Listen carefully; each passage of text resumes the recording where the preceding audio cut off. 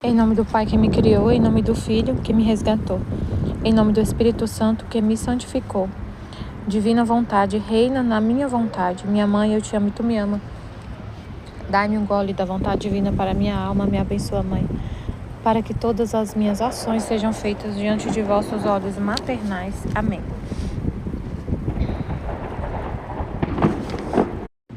Suprema Majestade, eu venho em sua vontade divina, em nome de todos, do primeiro ao último homem que existirá na terra, para dar a ti as homenagens que tens direito, as adorações, os louvores, o amor que cada criatura lhe deve, as ações de graça e fazer todas as reparações por todos e por cada pecado.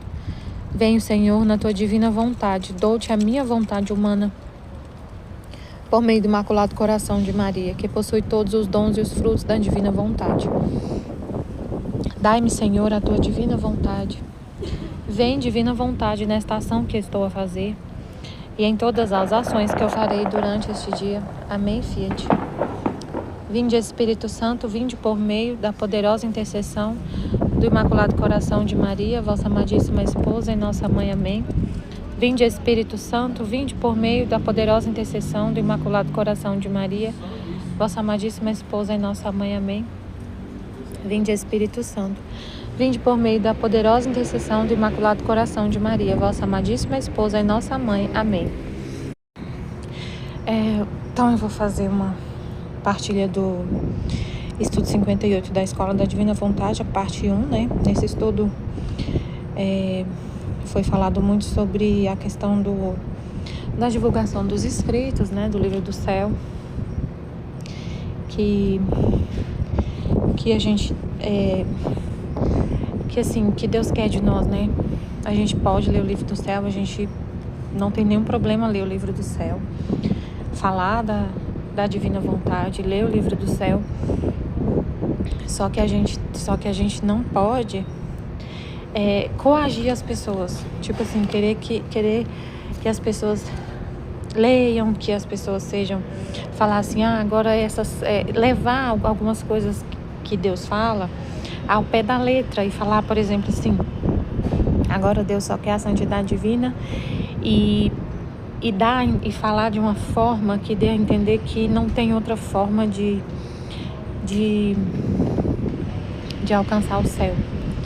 Tipo assim, sabe, assim, a gente falar de uma forma que dê a entender assim, só essa forma agora, nesse momento, que é a forma de ir para o céu. Então, a gente tem que falar exatamente o que Deus fala, não distorcer a mensagem que Ele trouxe, essa verdade que Ele trouxe. E aí nesse estudo falou sobre isso, né, que a gente não pode coagir e que ainda para alcançar o céu ainda continua o homem livre, né, para seguir a Deus, seguir o caminho que ele quiser, para poder alcançar a santidade, alcançar Deus, alcançar o céu. Deus deixa a gente livre, sempre vai deixar a gente livre. E aí eu lembrei que tem um trecho que Jesus fala sobre isso, que não é que ele deixa livre, que o homem sempre será livre, sempre livre. É muito importante entender isso e falar isso e divulgar essa mensagem, a verdade, né? No volume 15, a Luísa pergunta assim para Jesus: meu amor, se com a tua redenção nem todos se salvam, como pode a tua vontade dar a todos esta felicidade, né, do céu? Então ela faz uma pergunta bem interessante, né? O Senhor veio, operou a redenção, então, mas nem todos se salvam, porque muitos não querem receber os frutos da redenção, não querem Deus e rejeitam. Então, como pode a tua vontade dar a todos esta felicidade? Porque ele fala que é uma santidade universal, que é para todos. Sim, é para todos, mas ele chama todo mundo. Ele morreu na cruz por todos. Ele redimiu todos. Mas ele não obriga ninguém a querer o céu. Então, continua do mesmo jeito. Ele convida a todos para viver essa santidade, para viver essa felicidade. Mas nem todos, ele não obriga ninguém a aceitar, mas ele está chamando todo mundo, abrindo a porta para quem quiser entrar. para quem quiser seguir esse caminho, mas o homem sempre é livre. É o que ele falou, é o que ele falou aqui nesse trecho. Jesus falou: o homem será sempre livre. Não lhe tirarei jamais os direitos que lhe dei ao criá-lo. Então, é confirmando o que foi falado na escola, nesse estudo, que o homem continua livre. Deus nunca vai tirar os direitos que ele deu ao criá-lo. Ele sempre é livre para escolher seguir a santidade humana, seguir não querendo a Deus e seguir a santidade divina, seguir o que ele quiser. Deus não tira jamais a liberdade, jamais o livre-arbítrio. Só que na redenção vinha abrir tantos caminhos, sendas, atalhos para facilitar a salvação, a santidade do homem. Então, na redenção, ele veio trazer caminhos, sendas, atalhos para facilitar a salvação, a santidade do homem. Com a minha vontade, venho abrir o caminho real e direto que conduz à santidade da semelhança do seu Criador e que contém a verdadeira felicidade. Na redenção, ele veio trazer a santidade humana, a santidade do homem. E agora ele trouxe o caminho para a gente chegar numa santidade divina, que é de Deus. Não é a santidade do homem, é a santidade de Deus, para a gente alcançar a semelhança com Deus. E aí que é onde contém a verdadeira felicidade. Mas apesar de tudo isto, serão sempre livres de ficar. Então, o homem, apesar de tudo isso, eles são sempre livres de ficar. Quem no caminho real da santidade divina, quem nos caminhos e quem fora de tudo. Então, o homem está sempre livre para seguir a santidade divina, para seguir a santidade humana ou para não seguir nada. Sempre livre. Quem nos caminhos e quem fora de tudo, mas estará no mundo o que agora não há. Então não tinha esse caminho. Esse caminho para a santidade divina, a semelhança com o Criador, não estava aberto. E agora está. E ele está chamando. Quem quiser, venha. Quem nos caminhos e quem fora de tudo, mas estará no mundo em que agora não há. A felicidade do fiat voluntas tua, como no céu, assim na terra. O homem fez os primeiros atos em meu querer e depois se subtraiu. Então, Adão e Eva fez os primeiros atos no querer divino e depois se subtraiu por causa do pecado.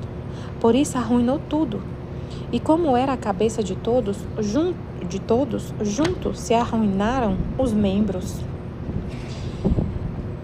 Então, Adão pecou, como ele era a cabeça de tudo, arruinou tudo. Jesus é o novo Adão, ele santificou tudo e santifica os membros.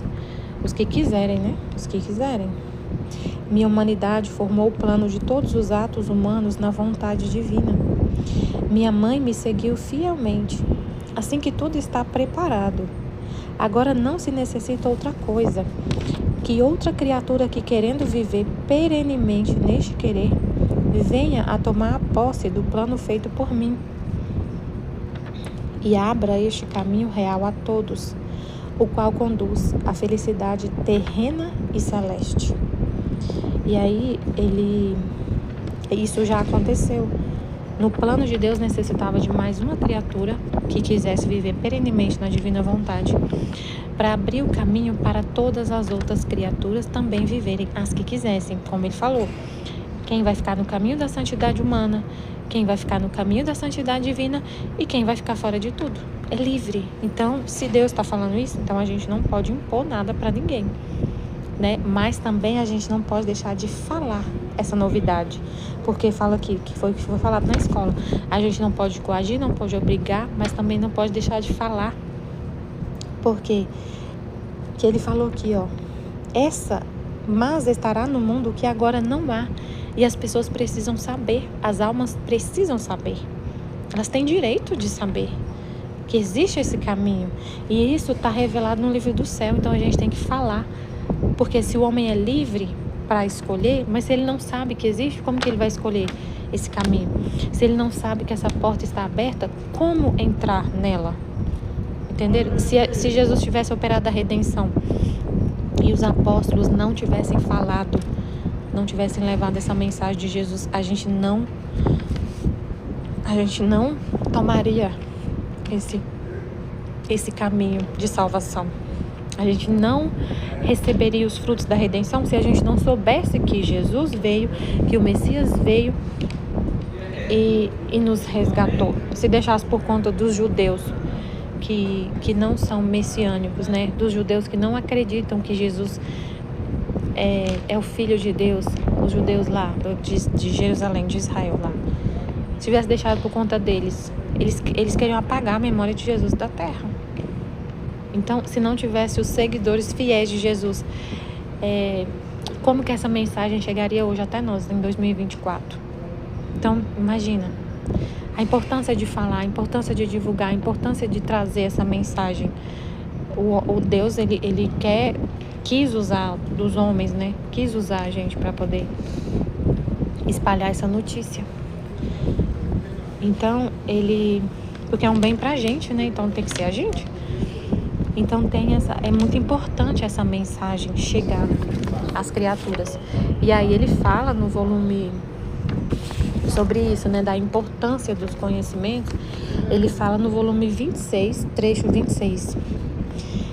Minha filha, que foi um trecho que a gente meditou essa semana passada no tema do grupo do Reino da Divina Vontade, que a gente estuda todo dia um trecho do Livro do Céu. Foi um dos temas que a gente estudou semana passada. Minha filha, olha só o que Jesus fala, a importância dos conhecimentos. Minha filha, os meios principais para fazer reinar sobre a terra o meu Fiat divino são os conhecimentos dele. Então é simples assim. Os meios principais para fazer reinar sobre a terra o meu Fiat divino são os conhecimentos dele. Na redenção também aconteceu isso. Como que a gente pôde ir lá receber os frutos da redenção e recebe os frutos da redenção? Sabendo que fomos redimidos. Se esse conhecimento não tivesse chegado no nosso ouvido, a gente não viveria como sendo salvo por Jesus. Se a gente não tivesse recebido essa notícia.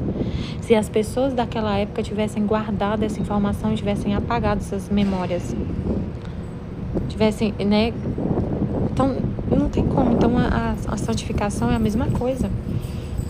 Os conhecimentos do Fiat divino, que ele quer reinar. Os conhecimentos formarão os caminhos, disporão a terra para ser seu reino, formarão as cidades, farão de telégrafo, de telefone, de poste, de anunciadores, para comunicar entre cidade e cidade, entre criaturas e criaturas, entre nações e nações, as notícias, os conhecimentos importantes sobre minha divina vontade. Os conhecimentos dela lançarão nos corações a esperança, o desejo de receber tanto bem. Esta é uma condição forçosa, quer dizer assim, não tem como abrir mão disso. É impossível, gente, é uma coisa até lógica, né? Meu pai é uma coisa lógica, né? Como que a pessoa vai saber que pode ir nesse caminho real de santidade se ela não sabe que existe esses conhecimentos, essa santidade? Não tem como. Então, se a gente se calar e não falar e ficar lendo sozinho e não falar disso para as pessoas, não tem como. É a gente não querer o reino. Se a gente fala divina vontade, reina na minha vontade. Mas quando a gente fala isso, a gente quer a divina vontade reinando em todas as almas. Não é só na nossa alma. A gente quer várias almas. Como ele falou uma parte do trecho de um trecho que eu vou ler aqui. Ele fala que ele quer a prole, ele quer o povo dele, né? Mas ao mesmo tempo ele fala que não é muita gente que vai viver como filho da divina vontade, porque no reino, ele falou isso também na escola, não é só os filhos, tem os servos, tem os ministros do reino, do rei. Então não é só os filhos, né? Então, mas esse conhecimento tem que chegar nas pessoas. Esta é uma condição forçosa. Um bem não se pode querer nem receber se não se conhece. E se receber sem conhecê-lo, é como se não se recebesse. É lógico, né? Se você tem uma coisa e não sabe usar, não sabe entender o que serve, aquilo ali não tem serventia, não tem nenhum sentido para você. Assim que os fundamentos, a esperança, a certeza do reino de minha divina vontade serão formados pelos conhecimentos dela, Por isso tenho dito tantos conhecimentos, porque eles serão as riquezas, o alimento e os novos sóis, os novos céus, que possuirão os povos do reino de meu querer. Agora, quando os conhecimentos sobre meu Fiat se fizerem caminho, dispondo àqueles que terão o bem de conhecê-los, minha mais que paterna bondade, para mostrar o excesso de meu amor, porá em cada criatura à sua disposição a minha mesma humanidade e todo o bem que fiz, de modo que sentirão tal força e graça de fazer-se dominar por minha divina vontade. E minha humanidade estará em meio aos meus filhos, aos filhos de meu reino, como coração em meio a eles, para decor e honra de meu Fiat. Para decor e honra de meu Fiat. E por antídoto, graça e defesa a todos os males que produziu o querer humano.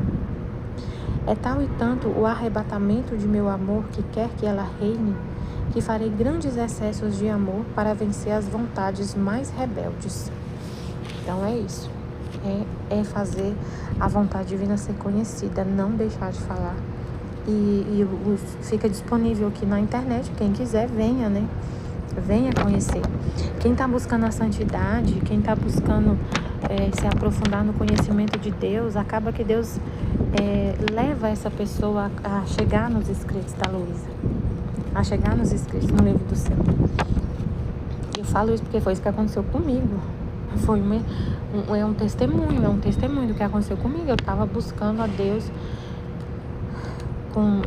eu estava buscando muito a Deus e aí um padre numa confissão falou comigo de santidade. Na época eu tinha acabado de me converter. Eu não pensava em santidade, em nada disso. Mas ele falou comigo de santidade e eu comecei a pensar em santidade e comecei a ler Santa Faustina, a ler livros de santos, né? Até que chegou o livro da Luísa na minha mão, assim, veio assim, sabe, veio assim na minha mão. Eu não estava buscando, eu não sabia de nada de Luísa, de livro do céu, não sabia de nada. Foi uma época que foi perto da pandemia, eu tava indo à missa diariamente, buscando receber a Eucaristia diariamente. Eu achava que era o cume, assim, não tinha mais. Eu podia receber Jesus todo dia e aquilo era o máximo que eu podia alcançar, assim. E aí acabou que veio a notícia, as igrejas vão fechar. Eu fiquei desesperada, chorando demais, porque não ia ter mais Eucaristia. Aí eu chorava. E um dia eu ouvindo vídeos no YouTube, veio um vídeo falando: a Luísa Picarreta falou sobre isso, das igrejas fechadas e não sei o que. E eu, quem é Luísa Picarreta? Aí eu fui procurar. Quem é ela que falou isso? Que já tinha feito essa profecia, que as igrejas fechariam, e chegar um tempo que as igrejas iam fechar, ia ficar sem ministro, sem missa. Aí fui pesquisar sobre ela, foi aí que eu encontrei o livro do céu. Então, assim, eu tava buscando a Deus, e aí ele mostrou, né? Então ele faz isso. E aí uma das coisas que falou também nesse estudo foi sobre como não é forçado, Deus não força ninguém, né? Então as pessoas são livres. E aí no reino, a gente tem que entender também, falar disso, que no reino da divina vontade vai ter não só os filhos, mas também os servos e os ministros, que foi o que Jesus falou no volume 24. Jesus falou no volume 24, trecho 26. A Luísa fala, né? Depois pensava em mim, enquanto acompanhava meu doce Jesus na casinha de Nazaré para seguir seus atos. Meu amado Jesus teve com certeza o reino de sua vontade em sua vida escondida. Por quê? Porque a soberana Senhora possuía seu Fiat. Ela era a mesma vontade divina. São José, no meio destes mares de luz interminável, como não podia fazer-se dominar por esta santíssima vontade? Enquanto isso eu pensava, meu supremo bem Jesus suspirando de dor. Olha só, suspirando de dor, meu Deus. Ela falando que ele vivia na casinha de Nazaré, com certeza vivia um reino da divina vontade. Ele vivia o reino da divina vontade, que esse reino aconteceu na terra.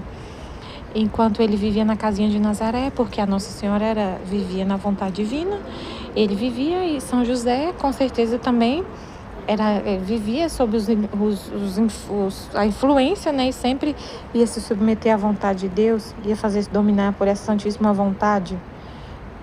E Jesus, suspirando de dor, disse: minha filha, é certo que nesta casa de Nazaré reinava a minha vontade divina, como no céu, assim na terra. Eu e minha Mãe Celestial não conhecíamos outra vontade. São José vivia aos reflexos da nossa. Mas eu era como um rei sem povo, isolado, sem séquito, sem exército. Ele era um rei sem povo, sem séquito, sem exército. E minha mãe como rainha sem prole.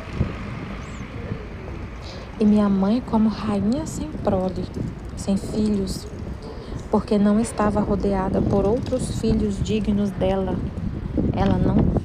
Ele era um rei sem séquito, sem povo, e ela era uma rainha sem filhos dignos dela, aos quais poderia confiar sua coroa de rainha para ter sua estirpe de seus nobres filhos, todos reis e rainhas. Os filhos dos reis, eles herdam a coroa. Assim, se o filho do rei, ele tem que ter sangue de rei, ele tem que ter nobreza de rei. O filho do rei aqui da terra, ele herda o reino do pai, ele herda a coroa. Mas se por exemplo, tem um rei aqui na terra, um rei aí, um país que é monarquia, tem um rei e ele não tem filho, ele não tem a quem passar a coroa. Ele não tem um herdeiro, ele não tem a quem coroar. O reino, ele é, como é que fala? Era herdado. O Dom Pedro, acho que foi o Dom Pedro I ou II, Dom Pedro I, ele morreu e o filho dele estava com 5 anos. Eu acho que o Dom Pedro II, quando o Dom Pedro I morreu, ele tinha 5 anos e ele herdou a coroa. Ele ficou rei aos 5 anos. Ele era o único filho, homem, né? No caso, não sei direito a história, mas ele herdou com 5 anos. Então, é como se Jesus está falando, eu era um rei, que eu não tinha um povo, eu não tinha filho, eu não tinha a quem deixar como herança o meu reino.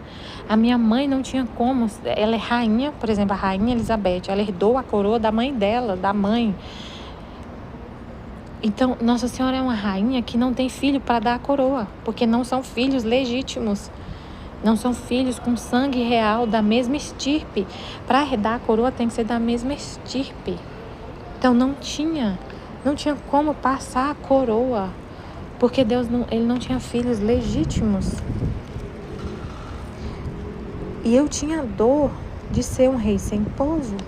Então, a minha mãe não tinha a quem confiar sua coroa de rainha, para ter sua estirpe de seus nobres filhos, todos reis e rainhas.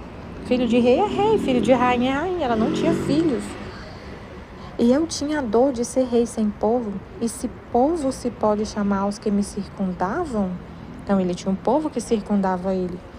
Era um povo doente, cego, mudo, surdo. Quem cego, quem mudo, quem surdo, quem coxo, quem coberto de chagas. Era um povo que me fazia desonra, não honra. Esse povo, então, que é do reino, é os servos. E os filhos são herdeiros do reino. E tem os servos, que são o povo, pode ser assim, né? E tem é isso que eu estou entendendo que ele está falando aqui. Eu tinha um povo que me rodeava, que me circundava, mas era um povo doente, cego, surdo, mudo. Um povo que me causava desonra, não honra. Antes nem sequer me conhecia, nem queria conhecer-me. Então, assim que era rei para mim sozinho. E minha mãe era rainha sem a grande geração de seus filhos reais. Ao contrário, para poder dizer que tinha meu reino e governar, devia ter os ministros. E se bem que tive a São José como primeiro-ministro, um só ministro não constitui ministério. Devia ter um grande exército, todo atento a lutar para defender os direitos do reino de minha divina vontade, e um povo fiel que tivesse só por lei a lei de minha vontade. Que no reino, então, vai ter pessoas que vão viver com a vontade divina e outros que vão só fazer a vontade divina, mas vão viver sob a lei da vontade divina. E ele vai ter ministros. O São José é o primeiro ministro, mas um ministro só não forma um reino. Mas no reino da divina vontade vai ter vários ministros, povo, filhos. Devia ter um grande exército todo atento a lutar para defender os direitos do reino da minha vontade divina e um povo fiel que tivesse só por lei a lei de minha vontade. Isto não estava, minha filha, não tinha isso.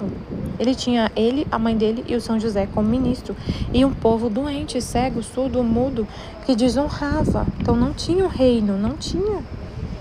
Isto não estava, minha filha. Por isso não posso dizer que quando vim sobre a terra tive o reino de meu Fiat. Não teve. Ele quer esse reino. Ele não teve. Ele suspirou de dor. Ele não teve esse reino. Nosso reino foi para nós sozinhos, porque não foi restabelecida a ordem da criação, a realeza do homem, mas ao viver eu e a Mãe Celestial, tudo na vontade de Deus, foi lançado o germe. Formou o fermento para fazer despontar e crescer nosso reino sobre a terra.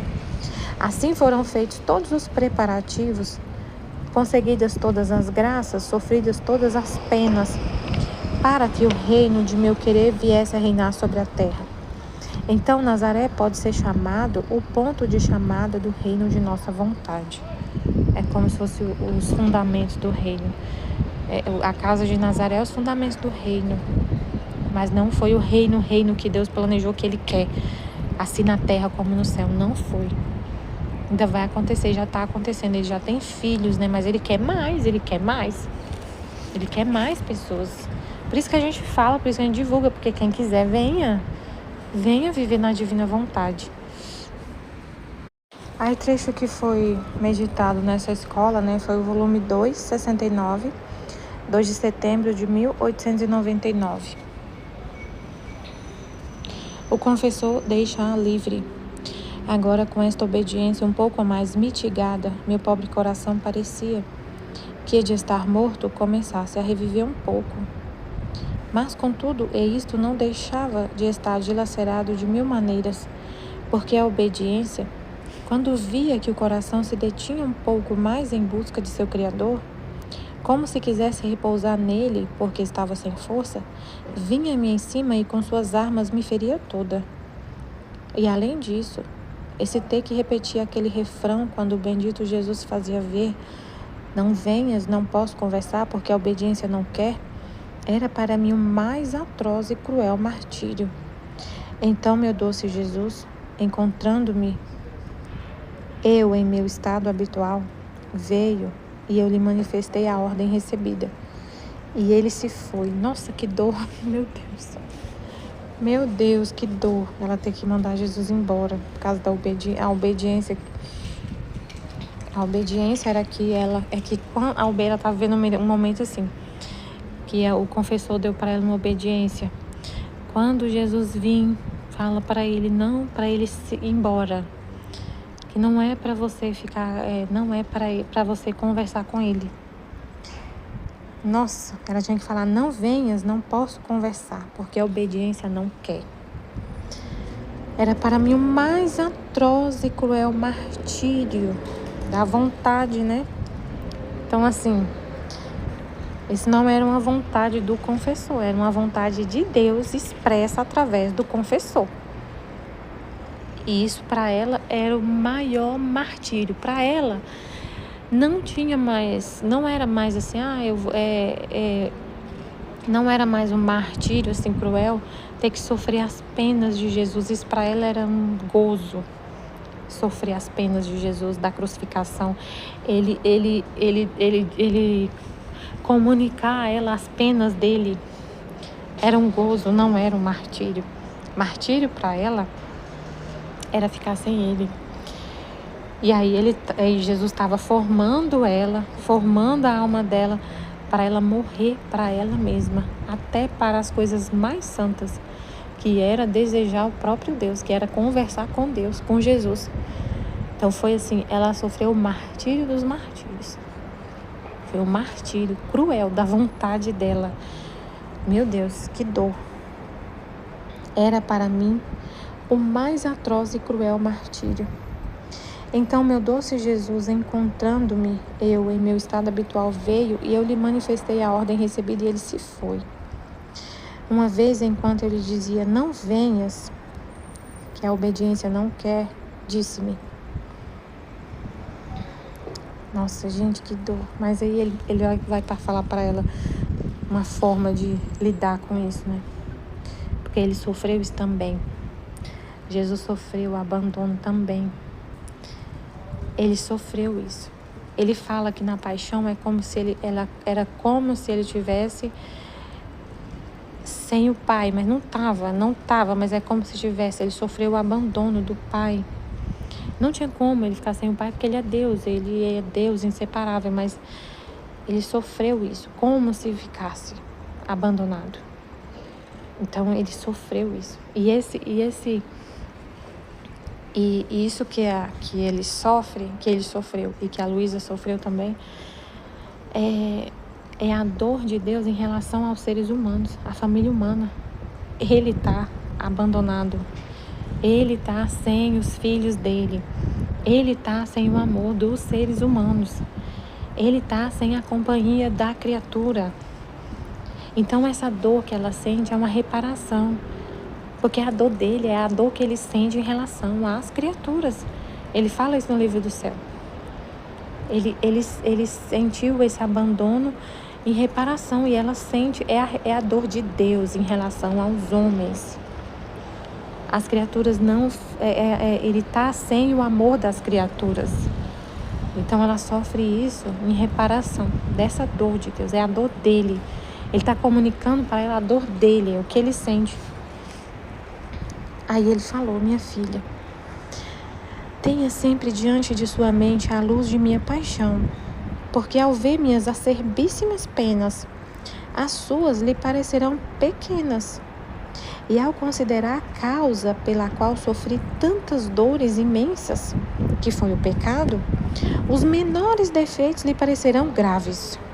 Em troca, se não olhar em mim, as menores penas lhe parecerão pesadas.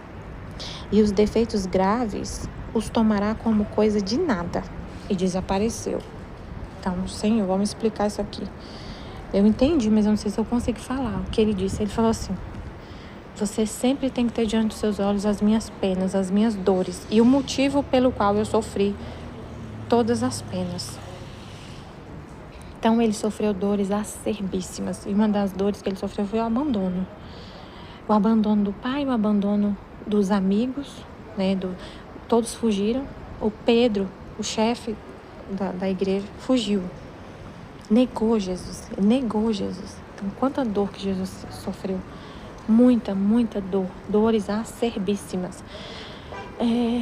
Quando alguém não fala bom dia pra você, aí você fica, um amigo seu passa e fecha a cara e não fala com você, aí você fica todo chorando, aí se você olhar para as penas de Jesus, você fala, nossa, mas Jesus foi abandonado por todos os amigos, só ficou a mãe dele, Maria Madalena e João, ficaram 3, todos os outros abandonaram. O Pedro, que disse que dava a vida por ele, negou ele 3 vezes. Então, assim, isso aqui não é nada. Isso aqui, uma pessoa que não falou bom dia pra mim, meu Deus, não é nada. Isso não tem que nem passar pela minha cabeça ser alguma coisa, não tem que me ferir nada isso, porque não é nada isso. Então, se você olhar sempre para as penas de Jesus, as suas vão parecer nada. Você está sentindo uma dor. Você está sentindo uma dor na cabeça. Meu Deus, a cabeça de Jesus foi coroada de espinhos que penetraram até o crânio dele. Você já passou por alguma coisa parecida? Ou pelo menos semelhante? Não, essa dorzinha que eu sinto aqui não é nada. E aí você tem também que ir além.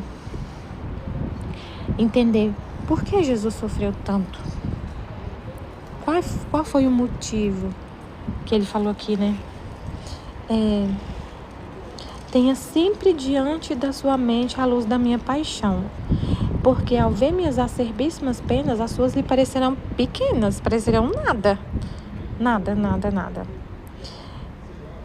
E ao considerar a causa pela qual sofri tantas dores imensas, que foi o pecado, aí você tem que considerar, além das dores dele, considerar por que ele sofreu tanto. Foi por causa do pecado que ele sofreu tanto. E se é por causa do pecado, então e ao considerar a causa, os menores defeitos lhe parecerão graves. Quando você considera as penas de Jesus, que foram acerbíssimas, e que foi por causa do pecado que ele sofreu tanto, que se não tivesse pecado no mundo, ele não sofreria tudo que ele sofreu. Então qualquer coisinha, qualquer ofensa, por menor que seja, você considera como uma coisa gravíssima. Por quê? Porque foi por causa das ofensas que Jesus sofreu tanto, por causa do pecado que Jesus sofreu tanto. Então é muito grave o pecado. Aí você entende a gravidade do pecado. A morte de um Deus.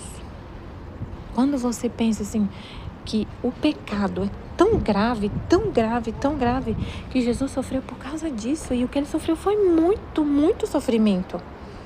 Aí você fala, o pecado é muito grave, aí você consegue enxergar a gravidade do pecado. E pecado é pecado, e você não fica assim, isso é um pecadinho de nada. Isso aqui não tem problema, é um pecadinho. Não, quando fala pecado, você já não quer. Você quer fugir do pecado. Porque você sabe que o pecado foi que fez o seu amor, o amor da sua vida sofrer tanto. Aí você não quer saber de pecado. Por menor que seja, uma coisinha boba, uma coisinha simples, que ninguém tá vendo, você não quer fazer. Porque é um pecado, porque ofende a Deus. Porque não é caridade, porque é uma coisa egoísta, porque tá errado, porque vai contra a moral, não é pecado. Não é a vontade de Deus, você não quer fazer. Você sabe que um ato de vontade humana, um ato oposto, um ato de vontade humana, Jesus reparou todos os atos de vontade humana, todos os atos nossos opostos à vontade divina. Então você sabe a gravidade que é um ato oposto à vontade divina. Fazer o que Deus não quer que seja feito é muito grave, você entende isso. E não quer fazer um único ato. A sua intenção é nunca fazer a sua própria vontade, que você sabe a gravidade que é. Então, qualquer coisinha você fala, eu não quero fazer de jeito nenhum. Porque é isso que fez o meu Jesus sofrer tanto. Pode ser um pecado, a gente não fica assim, não, isso aqui é coisa boba, coisa besta, ninguém vai ver. Então é isso que eu entendi, assim. Aí se você não fizer isso, o que vai acontecer? Em troca, se não olhar em mim, as menores penas lhe parecerão pesadas. Então, qualquer coisinha, se você não olhar, não viver desse jeito, olhando a luz da paixão de Jesus, tudo, e vendo as dores dele, e vendo que foi o pecado que causou, e vendo que o pecado é muito grave, então você vai viver assim. As menores penas parecerão muito pesadas. Uma pessoa passou por mim e não me cumprimentou. Aí você chora por causa disso. Dessa dor tão... Por causa disso, você chora e sofre. Uma dor que você está passando, uma coisa, se torna uma coisa muito pesada, assim, insuportável. Você fala, a gente chega a falar assim, não existe na Terra uma pessoa que sofre mais do que eu. Eu sofro muito. Minha vida é muito difícil. Minha vida é insuportável. Tem gente que fala isso, né? Minha vida é insuportável, e não sei o que lá. Aí até minha mãe tava falando comigo que a babá saiu lá de casa, a senhora que cuida dos meus filhos pediu pra sair. Minha mãe falou assim, você não vai aguentar, Michele, você não vai aguentar, é impossível, você não vai aguentar. Você não vai dar conta de ficar sem ela, você não vai dar conta e não sei o que. E eu tô dando conta, tá? Sem ninguém lá em casa, sem faxineira, e as coisas tá andando. Aí eu liguei pra ela, Você como é que você tá? Você tá bem, Michele? Você tá dando conta? Eu falei, mãe, é simples, mãe. Eu tô dando conta, tô dando conta de fazer tudo. Eu não me assusto com as coisas assim, não, mãe. Tá tudo bem. Tá tudo na mais perfeita ordem. Tá tranquilo demais. Não é esse exagero, não. A gente tem mania de exagerar as coisas. E aí não tem esse exagero, não tem que exagerar. Então quando você vê, gente, Jesus sofreu tanto, eu não posso sofrer isso, lavar, eu ter que cuidar da minha casa e trabalhar fora. E claro que se tiver, que eu não estiver conseguindo, eu chamo alguém para me ajudar no final de semana. Meu esposo está ajudando, meus filhos estão ajudando e está indo tudo bem, é a vontade de Deus. E eu amo a vontade de Deus, as coisas da forma como se apresentam. E as disposições dele. Eu não vou me opor à vontade dele, eu sei a gravidade que é um ato oposto à vontade divina, eu sei que é isso que faz Jesus sofrer, que ele oferece reparações contínuas por causa desses atos opostos à vontade de Deus. Então eu não quero nunca fazer um ato oposto. Se está acontecendo é o que ele quer e eu vou amar, eu vou fazer o que ele quer com amor, aceitando, com paz, em paz, tranquila. E outras coisas que aconteceu, mas eu estou em paz. Estou tranquila, seja feita a vontade de Deus, não a minha, nunca quero. Por mais simples que seja a coisa. Então, se você não viver assim, você vai ver que qualquer coisinha é pesado demais. E os defeitos graves, lhe parecerão... E os defeitos graves o tomará como coisa de nada. Se você não olhar para a paixão de Jesus e ver o tanto que ele sofreu e pensar que foi por causa do pecado que ele sofreu, uma coisinha de nada vai fazer você... uma coisinha de nada, você vai falar que é pesado demais e você vai pecar e vai achar que isso é nada. Você vai achar que não é nada. Ah, isso aqui ninguém tá vendo. Deus não vai se importar, Deus é misericórdia, Ele não vai se importar se eu fizer esse ato aqui. Eu sei que é errado, mas eu vou fazer, porque é tão pouco. Isso aqui não é nada. Então isso aqui não... Porque você não sabe a gravidade do pecado, você não contempla que foi o pecado, por causa do pecado que Jesus sofre tanto. Você não pensa nisso. Aí você faz... não tem nada não isso aqui. Entendeu? É assim. Aí Jesus me mostrou um exemplo. Eu tô lembrando aqui que no dia que eu ouvi a escola, aconteceu um exemplo. Deixa eu ver se eu lembro aqui. Que ele falou assim, tá vendo? É isso. Que é... Se você olhar, sabe, entender, é isso que eu tô falando, esse exemplo. Deixa eu lembrar. Ai, meu Deus, me lembro. O que foi o exemplo? Ai, gente, eu não lembro. Eu sei que era uma coisa boba. Ai, meu Deus, era uma coisinha de nada aqui. Deixa eu ver se eu lembro, Senhor. É uma coisinha de nada, sabe? Uma coisinha boba que eu não quis fazer porque era errado fazer. E era uma coisa que ninguém estava vendo. Se eu fizesse errado, ninguém ia saber. E eu falei, não vou fazer. Mesmo que ninguém veja, eu não vou fazer, porque é errado. Tá errado. E eu não vou fazer, porque ofende a Deus. Eu não vou fazer. Por amor a Deus, eu não vou fazer. Então, não precisa ninguém estar me olhando, sei lá. Gente, era um exemplo. Meu Deus, eu não lembro. Eu sei que na hora Jesus falou, isso aí é um exemplo do que eu estava explicando. Eu não lembro, não. Ai, meu pai, não lembro. Tanta coisa. Eu não lembro, mas um exemplo. Por exemplo, assim... você não... não lembro não, Senhor. Não, meu Deus, me ajuda a lembrar. Ou então dá um exemplo, assim, hipotético. É que a gente não quer pecar de jeito nenhum. De jeito nenhum.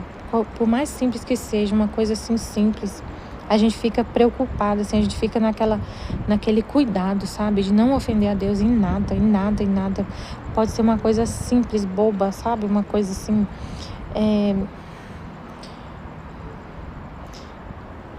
Por exemplo, aqui no meu trabalho, deixa eu ver aqui. Não sei, gente, eu não sei agora, mas eu acho que deu pra entender. Esse exemplo, isso que Jesus está falando. As coisas mais simples, os defeitos mais simples, você considera como grave e não quer fazer. Mas coisas assim, intenção. Claro que a gente continua com as fraquezas, misérias e tudo, mas você nunca tem a intenção de ofender a Deus, de fazer o que é errado. É um exemplo assim, ó. Um exemplo eu sei que acontece aqui. Aqui na minha empresa, não pode fazer comércio. comércio, vender as coisas. Nem comprar, nem vender. Nem comprar, nem vender. E aí você sabe que tem muita gente que vende essas coisas de revista, né? Natura, Romanel, vende joia, vende comida, vende cosmético, batom, essas coisas. Mesmo com a regra, o pessoal vende. E aí quando alguém me oferece, eu falo que não vou comprar. Eu não compro. Porque não pode comercializar. Comércio é comprar e vender. E aí a menina me oferece, ela fala assim, tá em promoção, as joias tá em promoção. Eu vou estar lá na sala, eu vou estar na sala tal, escondida. Ninguém vai ver. Pode ir tranquila, ninguém fica sabendo. Pode ir tranquila lá, não tem problema não. Ninguém vai ver, ninguém vai te punir. A empresa não vai te punir. Mas eu não vou, porque tá errado. Não importa se ninguém vai ver, se não vai acontecer nada. Eu não vou fazer. Eu não vou descumprir. Por amor a Deus, isso não é vontade de Deus. É uma regra clara da empresa para manter a ordem aqui. E aí eu vou cumprir por amor a Deus, por amor à vontade de Deus. Uma coisa simples que eu poderia falar, não, isso é uma coisa boba, ninguém vai ver, não sei o quê, não tem problema. E a pessoa faz isso e vai fazendo e vai ficando com o espírito gelado. Ela não se importa mais em pecado, essas coisas. Ela não pensa mais que isso é uma ofensa, ela faz e acostuma. E fica cada vez mais gelada. E isso você vai acostumando a viver na desordem. E começa a fazer coisas graves. E as coisas graves se tornam uma coisa assim, não tem importância não fazer isso aí. Um defeito grave se torna uma coisa de nada para você. Você não leva em conta, porque você não reflete nisso, igual Jesus está falando. Na paixão dele e no motivo que ele sofreu. Então é um exemplo. Mas não era esse o exemplo. Eu não lembro mais. Mas foi isso. Aí desapareceu. Depois de um pouco veio o confessor e, tendo-lhe perguntado se ainda devia continuar esta obediência, disse-me, não. Aí ela estava nessa obediência ainda de falar com Jesus para não conversar. Meu Deus, que dor, né? Aí ela falou assim, aí ela perguntou para o confessor. E assim, lembrando que essa obediência, que Jesus é a obediência, ele fala, eu sou a obediência. Mas até então ela não tinha entendido isso. Mas quem dava essa obediência para o confessor, falava, era ele. Ele que queria fazer isso. Porque ele estava formando ela para morrer para a vontade dela em tudo. Então foi uma morte, né? Um martírio. Aí ele falou, não. Podes dizer-lhe o que quiseres e tê-lo quanto queiras. Ai, que alívio. Que delícia, quanto queiras. Parece que fui deixada livre e já não tenho tanto que fazer com este guerreiro tão potente. De outra maneira, esta vez se teria feito tão forte que me daria a morte. Mas me teria feito fazer uma grande ganância, porque me teria... Parece que fui deixada livre e já não tenho tanto que fazer com este guerreiro tão potente, que é a obediência. De outra maneira, esta vez se teria feito tão forte que me teria dado a morte. Então, ela já estava assim, no limite, né? Ela falou. Ela estava no limite, ia morrer. Mas ela não ia morrer, porque Deus... Deus é que controla isso, né? Jesus, ele, se não fosse a vontade divina e o Pai sustentando ele teria morrido no início da paixão. Ele teria morrido lá na agonia. Mas quem deu a vida, ele morria e ressuscitava, como se fosse assim. Ele morria e recuperava a vida. Ele, tipo assim, ele sofreu 1000 mortes. Ele fala que morreu por cada pessoa. Então ele morreu, mas não morreu. Ele teria, se não fosse o Pai dando de novo a vida, ali mantendo ele vivo, ele teria morrido na agonia. Ele perdeu muito sangue. Ele, como se fosse uma pessoa que teve uma hemorragia. Imagina. Era para ele morrer na agonia, na coroação de espinhos. Não tem como a pessoa ficar viva com a cabeça coroada de espinhos e perder tanto sangue como ele perdeu. Não tem como. Então então ela não morreria. A gente só morre na hora que Deus fala, basta. Na hora que Deus quer. Que ele tem o poder de deixar a gente vivo, passar por martírios, por uma dor assim e não morrer. Então se morreu é porque Deus permitiu. né? Parou de dar o fôlego de vida. E a pessoa morre, mas a alma é eterna, né? Aí ela fala, mas teria que fazer uma grande ganância, porque me teria unido para sempre ao sumo bem, e não a intervalos. E teria agradecido, ela teria agradecido a obediência, se ela tá falando assim, se a obediência falasse, não, Jesus não é para vir, para continuar, ela ia morrer de tanta dor, e ia achar era bom morrer, porque ia se unir a ele para sempre. Aliás, teria cantado o cântico da obediência, ou seja, o cântico das vitórias. Assim que me teria rido de toda a sua força. Mas, enquanto dizia isto, diante de mim apareceu um olho resplandecente e belo, e uma voz que dizia, e eu ter-me-ia unido a ti, e ter-me-ia agradado de rir, porque teria sido minha a vitória. E a obediência ao próprio Jesus, ela não...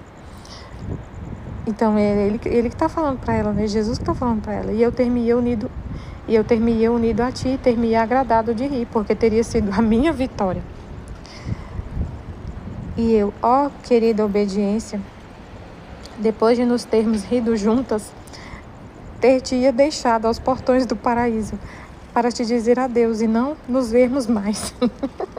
E se não ter-me-ia que mais ver contigo, e ter-me-ia cuidado muito bem de não te deixar entrar. E ela ia deixar Jesus na porta, né? Porque ele é a obediência. Mas ela não tinha entendido isso, né? Que ele é a obediência. A obediência era a vontade de Deus. E era ele que estava falando através do confessor. E ela falou assim, eu ia para o céu, ia morrer, ia deixar a obediência na porta e entrar sozinha. E nunca mais ia ver a obediência. Ai, meu Deus, engraçado o jeito que ela falou. Então é isso. Estivemos e sempre estaremos reunidos. Em nome do Pai, do Filho e do Espírito Santo. Amém, Fiat. Jesus, eu confio em vós. Amém.